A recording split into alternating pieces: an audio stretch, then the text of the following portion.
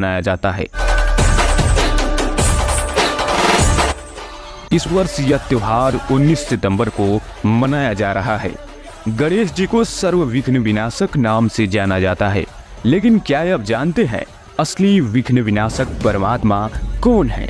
वो आदि गणेश कौन है जो श्री गणेश जी से भी पहले थे और आगे भी रहेंगे? शास्त्रानुसार पूर्ण परमात्मा कौन है जो सर्व सृष्टि रचनाहार है, जो सबकी जनक व सर्व कष्टों का नाश करने वाला है? तो चलिए जानते हैं गणेश जी का जन्म कैसे हुआ। शिव पुराण के अनुसार देवी पार्वती ने ओबटन से एक पुतला बनाया और उसमें प्राण डाल दिए। इस प्राणी को द्वारपाल बना माता पार्वती ने स्नान से पूर्व आदेश दिया कि वह उनकी आज्ञा के बिना किसी को भी अंदर नहीं आने दे और स्नान के लिए चली गई। बालक द्वार पर खड़े होकर अपनी माता की आज्ञा का पालन करता है। तभी भगवान शंकर आते हैं और अंदर जाने का प्रयास करते हैं, लेकिन बालक उन्हें अंदर नहीं जाने देता है। भगवान शिव के बार बार कहने पर भी बालक नहीं मानता है। इससे भगवान शिव को क्रोध आ जाता है और वे अपने त्रिशूल से बालक के सिर को धड़ से अलग कर देते हैं। जब माता पार्वती बाहर आई तो वे बहुत दुखी हुई। तब भगवान शिव जी ने गरुड़ जी को उत्तर दिशा में जाने का आदेश दिया एवं कहा कि जो माता अपने पुत्र की ओर पीठ करके सो रही हो उसका सिर काट लाओ। गरुड़ जी को हाथी का सिर मिला जिसे उन्होंने शिव जी को लाकर सौंप दिया। शिव जी ने उस सिर को गणेश जी के धड़ पर लगा दिया और इस तरह गणेश जी का जन्म हुआ। स्कंद पुराण में भगवान गणेश जी के प्रादुर्भाव की कथा मौजूद है। इस कथा के अनुसार भगवान शंकर ने माता पार्वती को पुत्र प्राप्ति का वरदान दिया था, जिसके बाद गणेश जी ने अर्बोद पर्वत वर्तमान माउंट आबू पर जन्म लिया था। इस कारण इसे अर्धकाशी भी कहते हैं। गणेश चतुर्थी का इतिहास। पूरे देश में घर और मंदिरों में गणपति स्थापना का आयोजन एवं अन्य लोकाचारिक कार्य किए जाते हैं।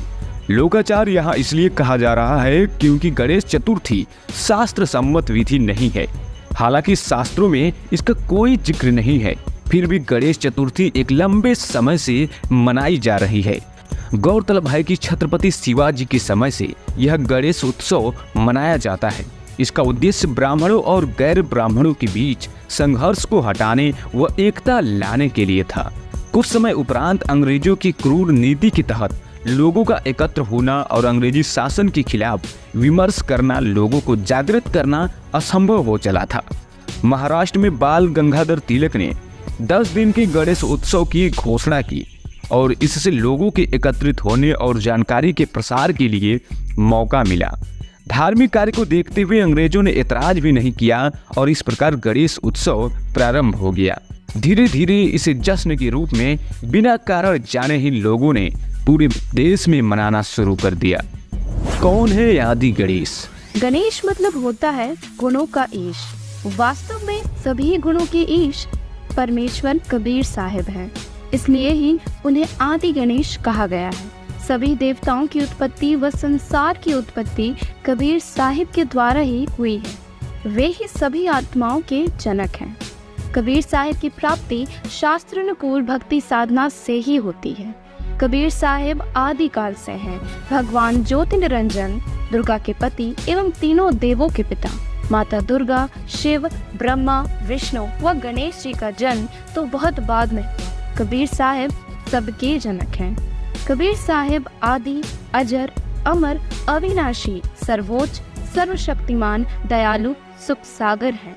वही परमेश्वर है एवं सबके पालन करता है। कबीर साहिब को वेदों में कबीर देव कहकर संबोधित किया गया है।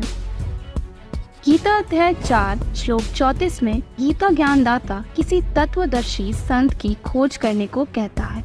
इससे सिद्ध होता है कि गीता ज्ञानदाता ब्रह्म, भक्ति साधना एवं पूर्ण मंत्रों का ज्ञाता नहीं है। पूर्ण मंत्र जो मोक्षदायक हैं वे केवल एक स्थान पर सांकेतिक रूप से कहे गए हैं, यानी